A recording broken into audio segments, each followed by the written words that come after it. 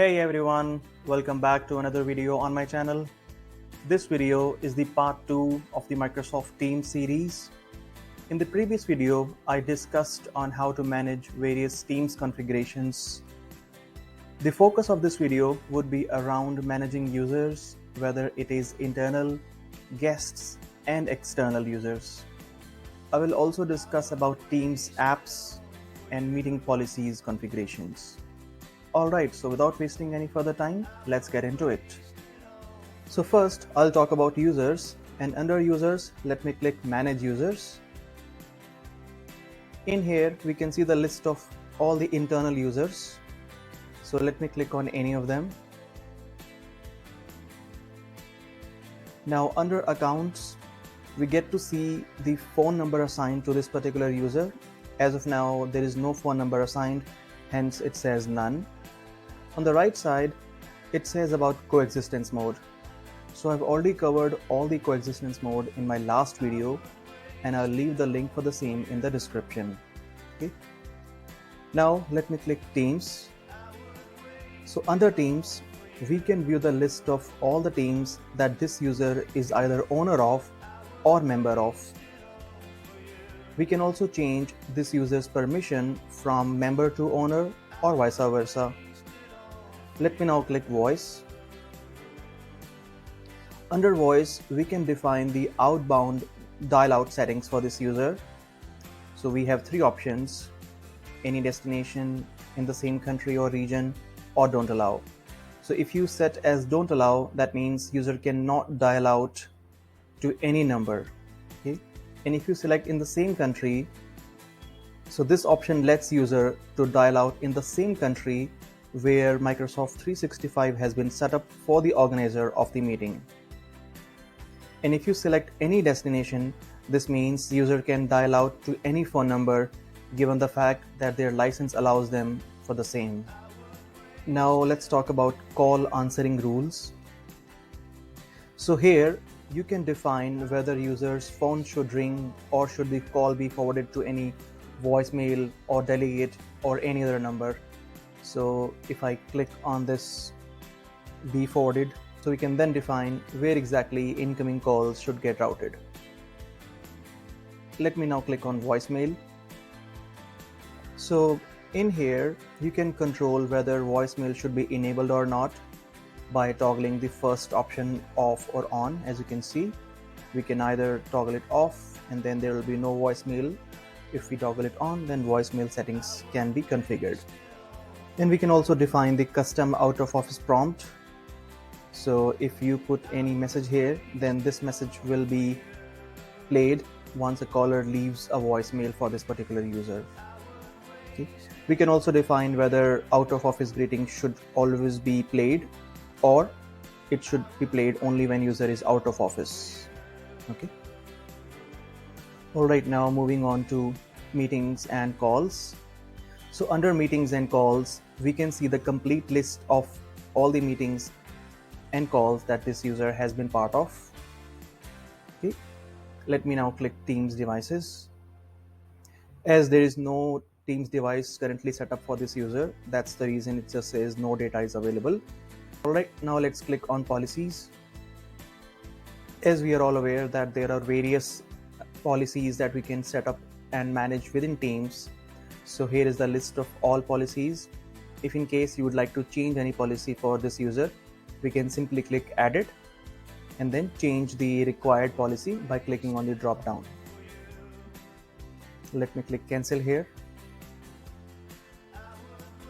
Let me now click Usage. So under Usage, we can see the complete audio conferencing dial-out usage for this user. As of now, audio conferencing license is not assigned to any of the users in my tenant. That's the reason we are not seeing any activity under usage. So that's all about the various configurations for any particular user that you can manage. Let me now click Guest Access. Okay, so a guest is someone who does not have an account with your organization. For example, guests may include partners, vendors, suppliers, or consultants. Okay? So anyone who is not part of your organization can be added as guest in Teams. Guests can be given access to Teams, documents in channels, chats, and application. So as you can see, guest access is currently turned on. That means we can have guests in our environment. And below is the list of settings that you can either allow or disallow for guests. So guests can make private calls, guests can turn on IP videos, and they can also click Meet Now within the Teams that I'll show you in a bit. And these are some more settings that you can control for guest users in your tenant. As we can see, I'm currently logged into Teams as a guest user, and I have the ability to click on Meet. That means I can start an instant meeting with all the team members of this particular team. In order for guests to work properly in your environment, you have to ensure that guests' access on Azure AD is enabled so that users can invite guests to their teams. Let me log into Azure AD now.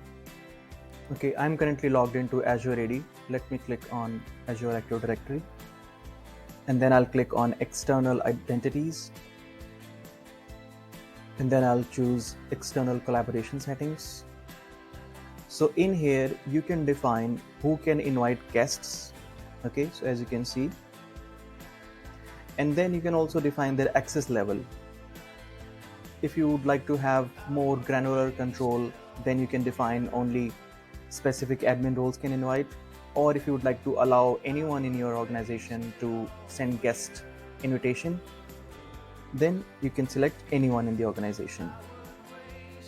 And one more thing to note here is that Teams uses Microsoft 365 groups for team membership.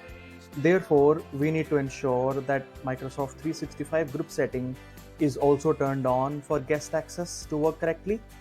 So let me log into Office 365 Admin Center and show you where exactly you can check to ensure that Microsoft 365 groups are set up to include guests.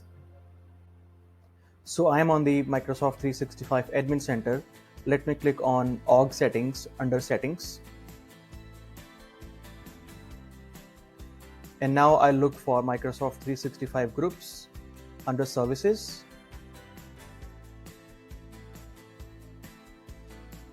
So as we can see, there are two options that we have to ensure that both are checked.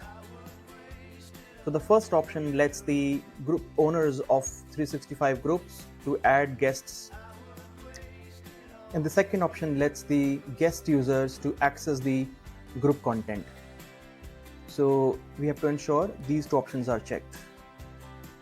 Okay, now I'll talk about external access. So external access lets Teams users from outside of your organization to find, call, chat, and set up meetings with users in your organization. Keep in mind that users from outside of your organization cannot be added to Teams and channels. Therefore, if you wish to allow external users to be part of your Teams and channel, then you should use guest access instead. Okay, so the first option here is we can define whether our team users can collaborate with any users outside of our organization, or if you would like, we can block all the external domains. That means our users cannot find for any other team users outside of our organization.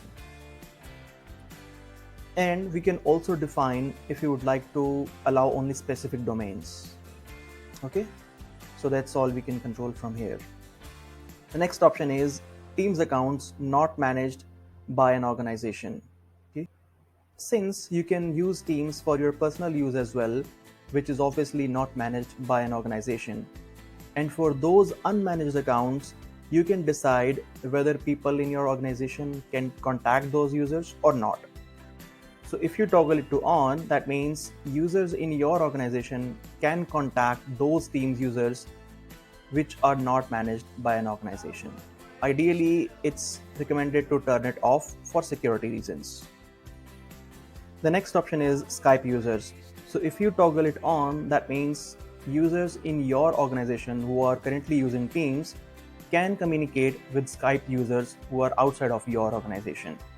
Now that's all about the user settings. Now I'll jump into Teams apps since I do not have any Teams devices in my environment.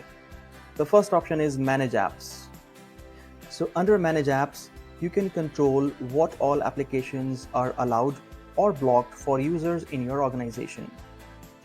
So as you can see, this is the complete list. It has got nearly 1747 applications. You can see the status, most of them are allowed, but there are some which are set as blocked. If you have any in-house application that you would like users to use, then you can click Upload New App, click Upload, and then give the path. Okay. Next option is Permissions Policies. So this lets you control what all apps you would like to make available for your users in your organization. Please keep in mind that this policy will not automatically install apps for users, and they will have to manually install it. Okay, so if I click on, let's say, global one, you can see that I have currently allowed only Microsoft apps to be available for users. They cannot use any third-party apps or any custom apps. If you have a requirement to allow only specific third-party apps to only a subset of people, you can then go with creating a new app permission policy, because if you make changes to the global policy, then it's going to impact all the users. So to create a new one, we can click on this plus add icon, and then we can give it a name. We can then define whether you would like to allow all apps or it's going to be specific apps. We can then choose the name of app by clicking on Allow Apps button. Let's say I would like to allow Salesforce app to be available for users. I can then click OK, and then I'll save it. So this is how you can create and manage permissions policies. Once the policy is created, the next task is to assign the policy to required users. And for the same, I'll click on the policy name, and then I'll click Assign Users. In here, you can type the name of user to whom this policy needs to be assigned. So I'm going to assign this policy to the user Samuel, and then I'll hit Apply. Okay, so this is how we assign policies to users. I'll now talk about the next option, which is Setup Policies. So Setup Policies lets admins to control what all apps are pinned in users' teams and whether users can themselves pin them. Okay. We can also define if there is any app that will get auto-installed in the user's team's environment. So let me open the global policy first. So this policy is set up in a way that we are not allowing users to upload custom apps. However, we are allowing them to pin apps. Okay, I'll show you how you can pin apps in Teams. We are also allowing users to use Workday and Salesforce apps in their Teams environment. Further, this is the list of pinned apps they can use. Now, let's say you have a requirement wherein you would like to remove calling feature and Teams feature for a subset of people. In that case, we can create a new setup policy. Let me just show you how. I have already created a setup policy by the name of Hide Call App. So let me click on it. And as we can see, I have not pinned calls and Teams application here. So let me hit cancel. Let me log into Matt's account because I have assigned this policy to the user Matt. Okay. I'm currently logged into Teams as the user Matt. And on the left panel, we can see that calls and Teams app is not pinned for this user. However, user can manually search for those apps and then pin them. So let me search for call. Okay, I've clicked on call and now I can pin them. So this is how setup policies works. Let me now show you on how a user can request for an app. Okay, so I'm currently logged into Teams as the user Matt. And for example, let's say I want to use this particular app which says Poly. I'll now click on it. and then as you can see at the top it says request approval. So once I hit this, a request will be then sent to the Teams administrator. So let me just click on request approval now. Alright, now I'll go back to Teams Admin Center and see if I have got a request to be approved for this particular application. I'm now back to the Teams Admin Center. So in the Manage Apps section, let me just search for that app.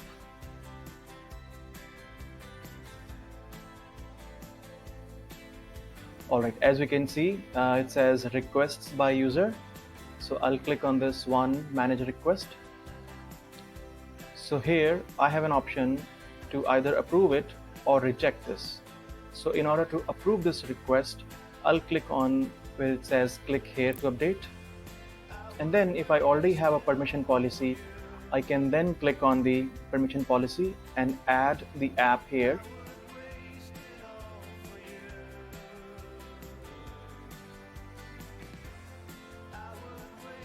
Okay, now this app will be available to all the users to whom this policy is assigned.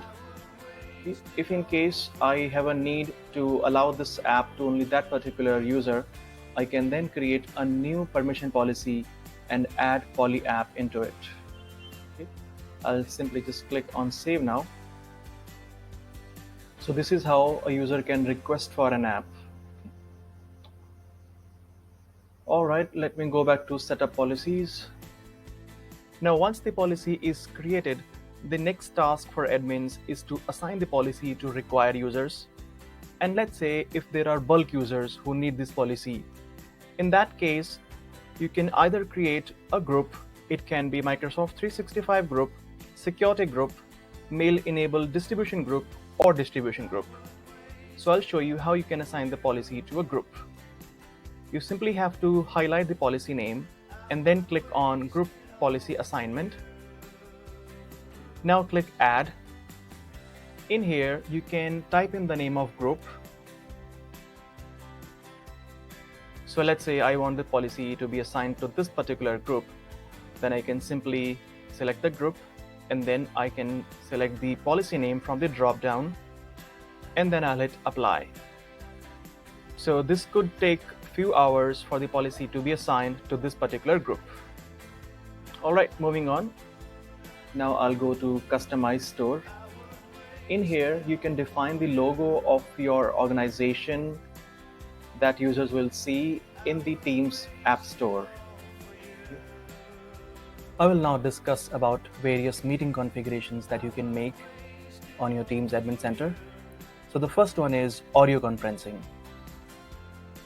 So under policy settings, the only option which we can see here is set to toggled on. That means when users set up Teams meeting, those meetings will include toll-free numbers. Okay? If in case you have audio conferencing license in your environment, then this option is very helpful. Alright, moving on to the next option, which is meeting policies. As we can see, there are so many built-in policies, but I'll go with global one. So the first option is Meet Now in Channels. This feature allows users to instantly start a meeting in a Teams channel. The next option is Outlook add-in. This option enables or disables Teams Meetings add-in in the Outlook desktop client. You may have seen when you set up a meeting from Outlook, you get an option that says Team Meeting. So that add-in is controlled from this option. Okay. The next option is Channel Meeting Scheduling. This option lets you schedule a meeting from within the Teams channel. Okay. And the next option is Private Meeting Scheduling. So any meeting that is scheduled outside of a Teams channel is called private meeting. The next option is Engagement Report. So this feature allows meeting organizers to download the meeting attendance report.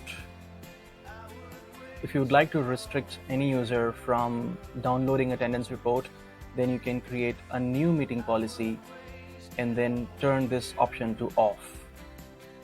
Right? Now the next option is meeting registration.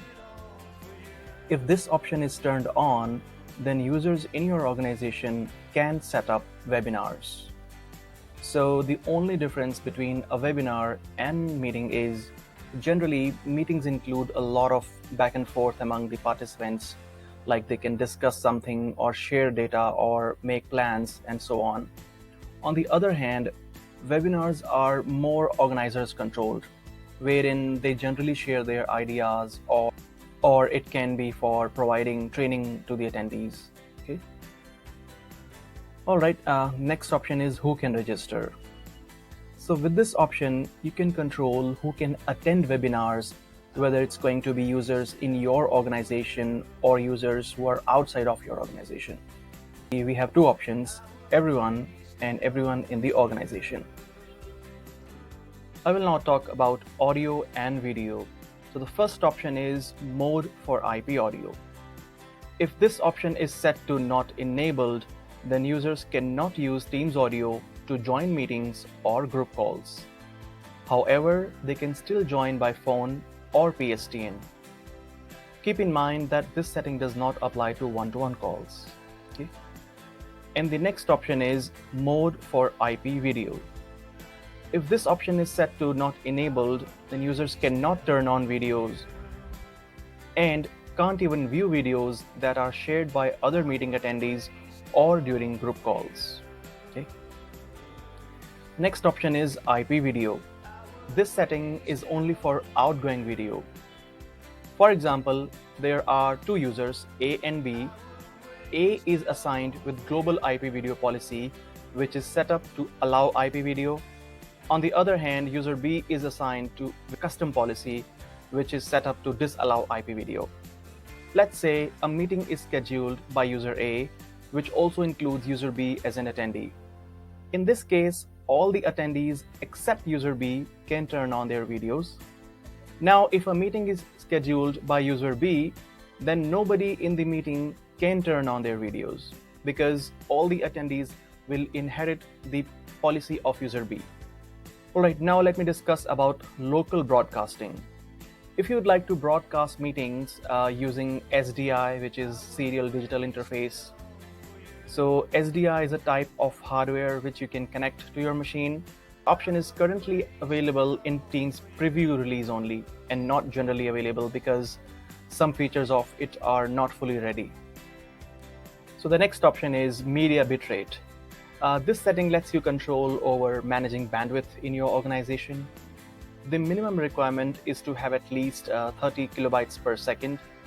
And obviously, if you leave it to default, which is 50 megabytes, so if you convert this value from kilobits per second to megabytes, then it comes to 50 megabytes. So if you leave it as it is, then users will have great experience of audio and video during meetings or one-to-one calls. So the next option is network configuration lookup. If this is turned on, then roaming policies in your network topology will be used. You can configure roaming policies under locations. So let me go to locations. Under network topologies, you can see we have roaming policies. So here you can define the media bitrate for IP videos only. Now let me talk about recording and transcription. So the first option is transcription. This setting controls whether transcript can be turned on or not during team meetings. The next option is cloud recording. And this setting lets you decide whether you would like to allow meetings to be recorded or not. And if this option is turned on, then either meeting organizer or any attendee can start the recording. Okay. However, people outside of your organization cannot start recording. The next option is meetings automatically expire. Currently, this is turned on and set the default expiration time as 120 days. So this means all the meeting recordings will get automatically expire once they reach 120 days mark. You have the option to change default expiration time from any day between 1 to 99,999 days. Okay. Next option is store recordings outside of your country or region. Okay. By default, all the Teams meeting recording are stored in the same location as your Exchange and SharePoint data is. However, you can choose to store Teams meeting recordings to outside of your country or region. If you enable this, then Microsoft will store Teams recording to the nearest geographic data center region. Alright, moving on to content sharing. The first option is screen sharing mode, and we have three options to choose from. So if you select entire screen, that means users can share full desktop as well as any specific apps that they have on their screen. If you select as single application, that means the meeting participants can only share a specific app and not the entire desktop. If you select as not enabled, that means users in a meeting cannot share anything at all. Okay. Next option is participants can give or request control. This setting allows users to give control of the shared desktop or window to other meeting participants. Next option is external participants can give or request control. This option defines whether external participants can be given control or request control of the user who shares their screen. By default, this option is turned on, but if you have a specific need for, let's say, a subset of users, then you can create a new meeting policy and toggle this to on. Now I'll talk about PowerPoint Live. This setting controls whether or not users can share PowerPoint slide decks in a meeting. By default, this is turned on and it's recommended to leave it on. Next option is whiteboard. This option controls whether a user can share whiteboard in a meeting or not. And the next one is shared notes. This feature lets users create and share notes in a meeting. Keep in mind that this feature does not work if there are more than 20 participants in a meeting. Okay. And the last option is select video filters. So you may have seen that people tend to blur their background during a meeting, or they can add any custom image. So all of those are controlled from this particular option. If you select as no filter, users will have no option to either blur their background or add a custom image to their background. Moving on to participants and guests. The first option is let anonymous people join in a meeting, and the default option is toggled on. So using this option, you can either allow or disallow anonymous users to join Teams meeting. Those of you who are not familiar with the term anonymous, so this refers to someone who is not logged in with their MS account or their organization's account. Next option is let anonymous people start a meeting. So this setting controls whether dial-in users can join meetings without an authenticated user from the organization. By default, this setting is turned off. That means dial-in users will have to wait in the lobby until an authenticated user from the organization joins the meeting. Now the next option is who can present in meetings. This setting lets you control who can present, whether it's going to be organizers only, or it's going to be everyone in the organization, or everyone. If you select everyone, then regardless of it's someone from the organization or someone from outside of the organization, so anyone will have the ability to present. Okay. Next one is automatically admit people. So this setting lets you control whether people can join meeting directly or they will have to wait in the lobby until they are admitted by an authenticated user. So if you select as organizer only, that means only the organizers have the ability to join the meeting without waiting in the lobby, and rest everyone will have to be admitted by organizers. Similarly, if you go with people in my organization, that means everyone in your organization plus the guests will be able to join without waiting in the lobby. Now the next option is dial-in users can bypass the lobby. This setting controls whether people who dial in by phone can join the meeting directly or wait in the lobby. Okay, so as you know that there are a couple of options to join a Teams meeting. Either you can use the Teams audio, which requires internet, or you can dial in. Now the next option is meet now in private meetings. This lets you control whether a user can start an ad hoc private meeting. Okay. Now the next option is live captions. You may have noticed that during a Teams meeting, you have an option to turn on live captions. So if you set this to not enabled, then users won't see that option. So the only difference between captions and transcript is that captions can be seen only during the meeting, and on the other hand, transcripts can be downloaded even after the meeting is over. Next option is chat in meetings. As the name suggests, you can turn it off if you'd like, and then users will not have the ability to chat with each other during a meeting. You also have the ability to turn it on for everyone except anonymous users. The second last option is Teams Q&A. If this is set to enabled, then meeting organizers can add Q&A in a Teams meeting. The last option is meeting reactions. You may have noticed people raise their hands or send thumbs ups and much more. So all of that is controlled via meeting reaction. Now I'll move on to meeting settings. So under meeting settings, you can basically define whether anonymous users can join Teams meeting and whether they can interact with apps in meetings. That's all is controlled via participant options. And then you have the option to define any custom URL for legal information or any footer. So let's say I added this footer called Let's Learn M365. If I click Preview Invite, it'll then show me the footer here. Okay. Let me close it. Now I'll talk about network. So under network, the first option we have is insert quality of service markers for real-time media traffic. And currently this is set to off. Before I turn it on, let me just describe what exactly QoS is. In situations where users in your environment experience quality issues in voice and video during Teams meetings, then you may want to consider implementing QoS, which can dedicate a portion of your network bandwidth for services like voice, video, and screen share during Teams meetings. To address quality issues, it is recommended that we first turn on QoS, and if the issue persists, only then we should consider increasing bandwidth. Okay. So once this is set to enabled, Teams will expedite these streams like audio, video, and screen share using the port numbers mentioned below. Let me talk about live event policies.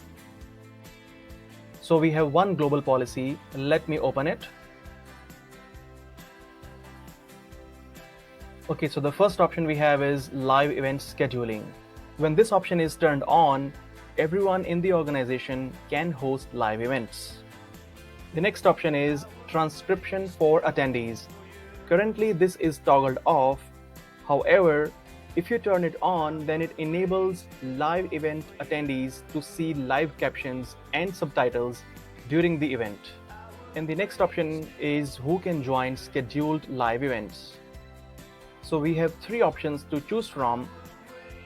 If I select everyone, then this will enable all the users, whether they are internal or external, they all can join scheduled live events. If I select second option, which is everyone in the organization, then this setting allows only internal users and guests to join scheduled live events.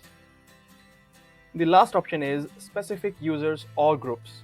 So this setting allows event organizers to select specific people and group to join the event. All right, the next option is record an event. As the name suggests, we can either go with always recording. That means all the live events will be recorded automatically. Okay. If we go with never record, that means there will be no option to record and there will be no automatic recording. If we go with the last option, that is organizers can record, that means organizers will have the ability to start recording of live events. All right, let me go to live event settings now. So we can define a URL for live event setting that will be visible to all the attendees. Okay. The next option is video distribution providers. Currently this is toggled off. However, if you have a need to distribute videos, then you can use any of the distributors. So you have two options. Either you can purchase SDN, which is software defined network, or we can go with ECDN, which is enterprise content delivery network from a Microsoft video delivery partner. So this is currently set to turn off, but if I turn it on, I can then select the provider name. Let's say I want to go with Hive, then I will have to enter the Hive license key here, followed by their API template URL, and then save. So similarly, you can choose your provider if you have a need to distribute videos. That's all I wanted to cover in this video. Thank you for watching. Please subscribe to my channel for more informative videos and do hit the thumbs up. Thank you for all the support and bye for now.